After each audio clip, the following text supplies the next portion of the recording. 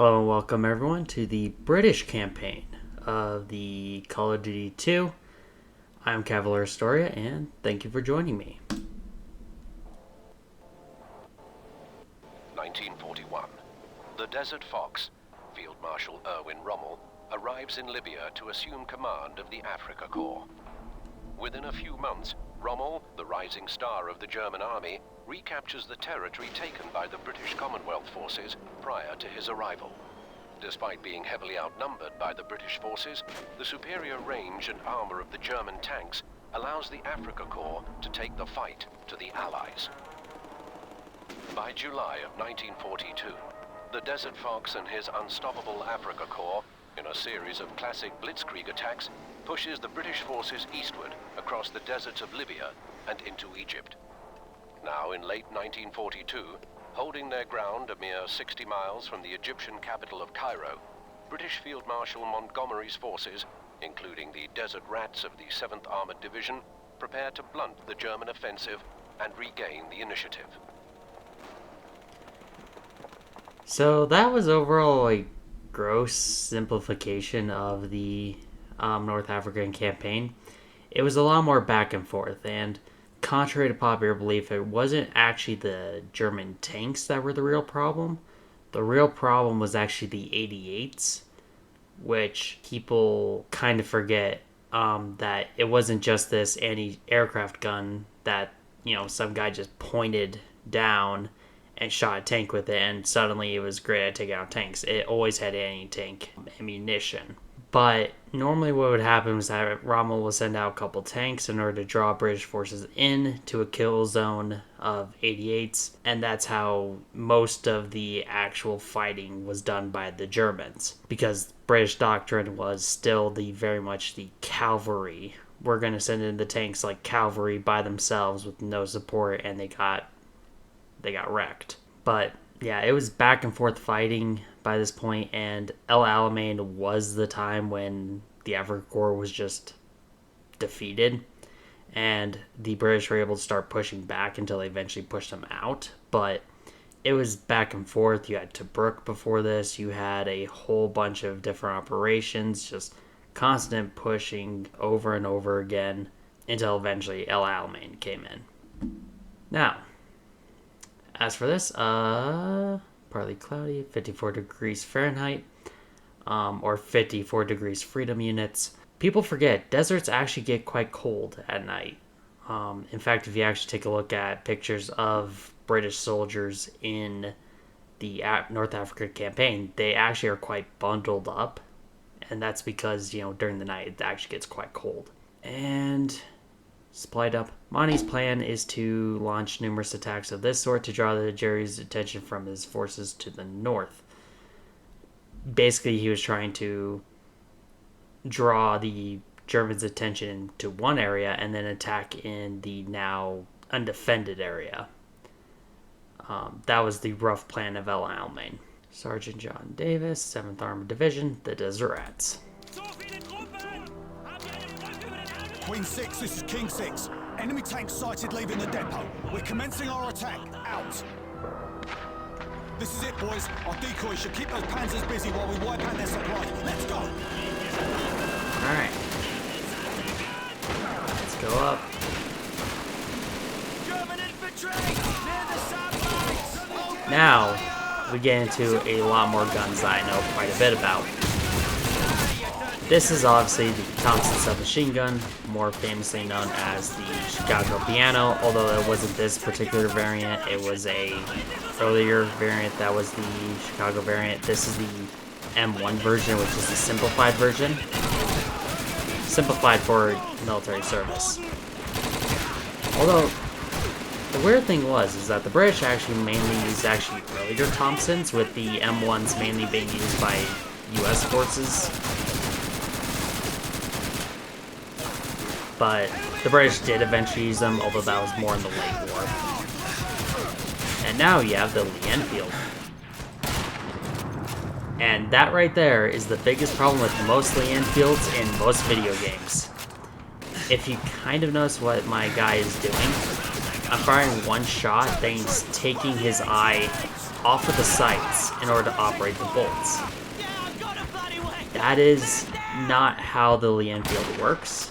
The Lee Enfield is actually a very well designed rifle. You don't actually need to move your head in order to operate the bolt. So you can actually keep your eyes sighted down this way, and you can still operate the bolt. And that's why the British were able to fire the Lee Enfield so quickly. And obviously it is a 10 round capacity rifle. Oh, it's this way. Oh, down there. It's been a while since I played.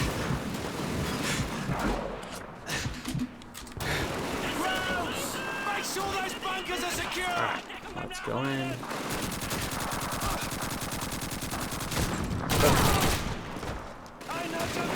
Alright.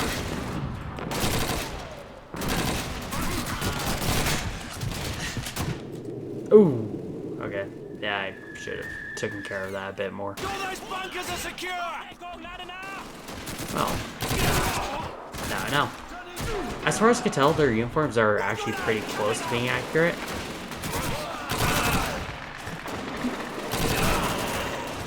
This is pretty much what the North Africa campaign, what they would have looked like.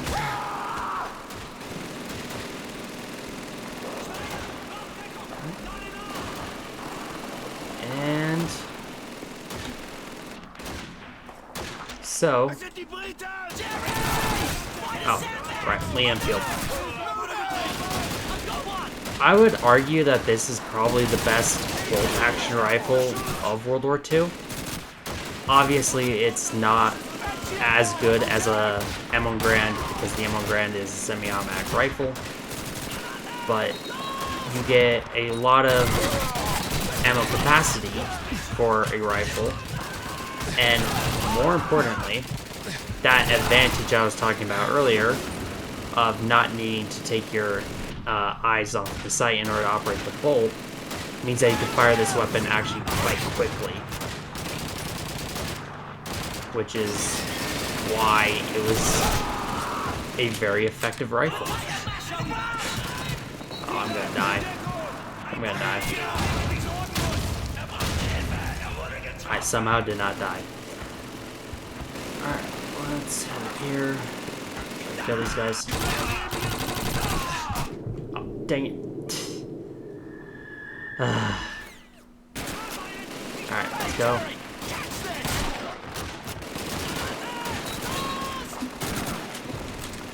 Bloody grenades.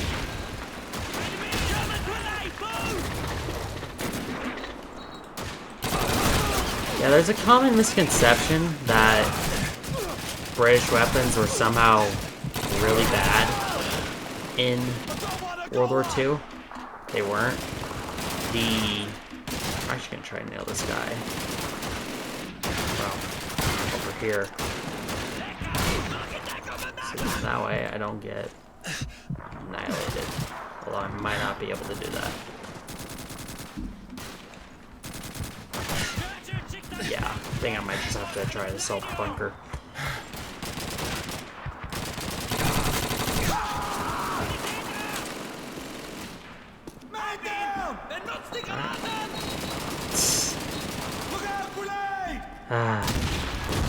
But yeah, there's a common misconception that British weapons were somehow inferior to, like, German weapons. They were inferior in some ways. For example, the MG42 is just a great weapon. So much so that pretty much everyone post World War II would end up copying it. But, and still in service today is the MG3.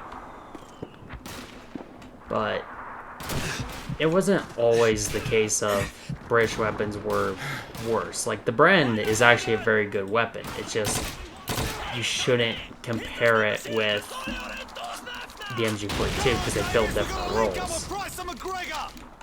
The MG42 is a light machine gun versus the Bren gun is a support weapon. well, a squad support weapon. Like, the brand is more comparable with the BAR than the MG42. Second squad, move in! Let's give Sergeant Davis and his boys some covering fire! Now, that voice is actually a very interesting voice, and I will show why later. Actually, I'll show right now. That right there is Captain Price, which, if you played a lot of Call of Duty games, you would know he's kind of a big deal. Oh. Okay. Bunch of red barrels. But Captain Price in this game is, I think, the father of Captain Price in the Modern Warfare series, which is always a really fun little, like, detail that I like. That it's obviously, I don't think they planned out the Modern Warfare series this early on in Call of Duty's lifespan, but the fact that they decided to go back and, like, revive Captain Price in order to, like, kind of as a callback to Call of Duty 2. And what's even funnier, he's not in Call of Duty, he's not just in Call of Duty 2, he's in Call of Duty 1. He's in the very first game as well. Alright, let's do that. Get out.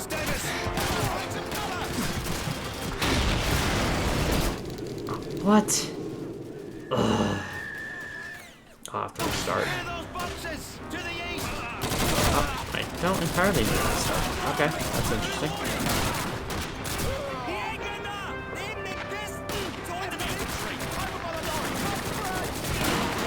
Oh god. It is really... Ugh, it is kind of irritating that your guy takes his eye off of the sight. That's like the big advantage of the land field, is that you don't have to do that. The question is, what am I gonna do? I would be able to seal it if you guys were actually, you know, good at doing your job. Run over here. Try to make it over here. Okay. That's how I did it. Try to thin them out a little bit. That's just... That is annoying me quite a bit, because it's so unnecessary. This is such a well-designed rifle that you don't need to do that. So, you're just slowing yourself down for no reason. In fact, that's actually the primary reason why British and Commonwealth forces actually shot this weapon with their middle finger, rather than their trigger finger. And the reason for that was because you could have just had your trigger finger instead hold the actual bolt, so that way you could more rapidly fire it.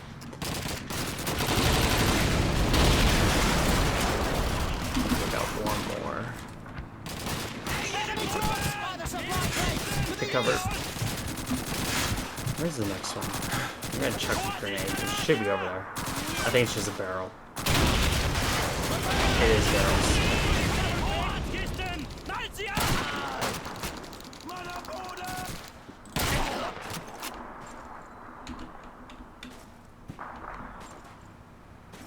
Alright, let's head over here after dying a whole bunch. Get that bunker door open now! Yes, sir!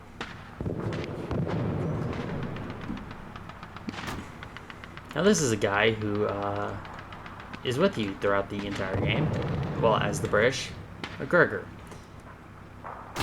He's only really important in this game, but he's basically a radio operator. Enemy intelligence! You don't have time to collect a lot of stupid maps! Shut Do up, it. McGregor! I said keep your bloody mouth shut, Ryder! You always have time to collect intelligence. It's a critical asset. Thanks, Field. What?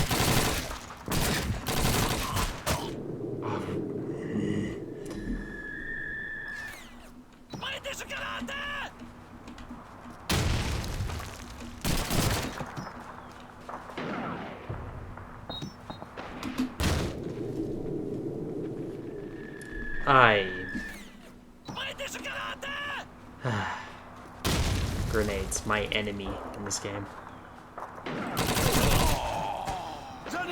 Alright. Pop out. Come on. Thank you.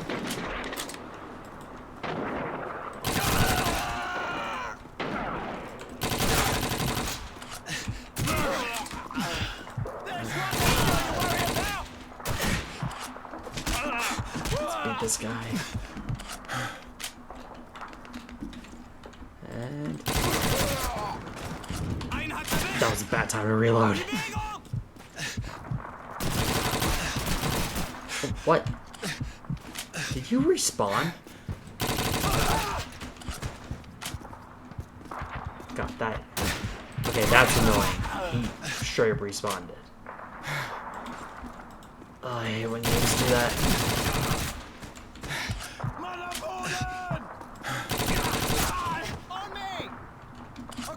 So there shouldn't be this many guys in this bunker.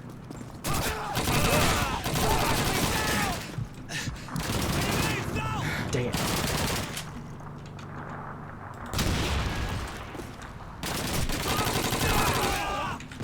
Alright, one guy's dead. Still one more behind that.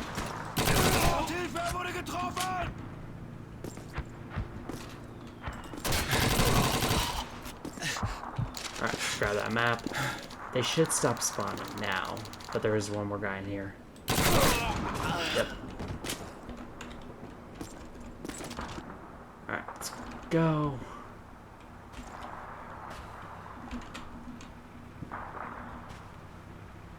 Alright. We're needed back into town, sir. Jerry tanks have been spotted But if you advancing on our notice, positions to the east. yeah, Looks like we're in for a bloody hard fight, it's the same Captain Price. Back quickly, Private. Yes, sir. Davis, McGregor, get in the Bren carrier. Ah, the Bren We're carrier. finished here.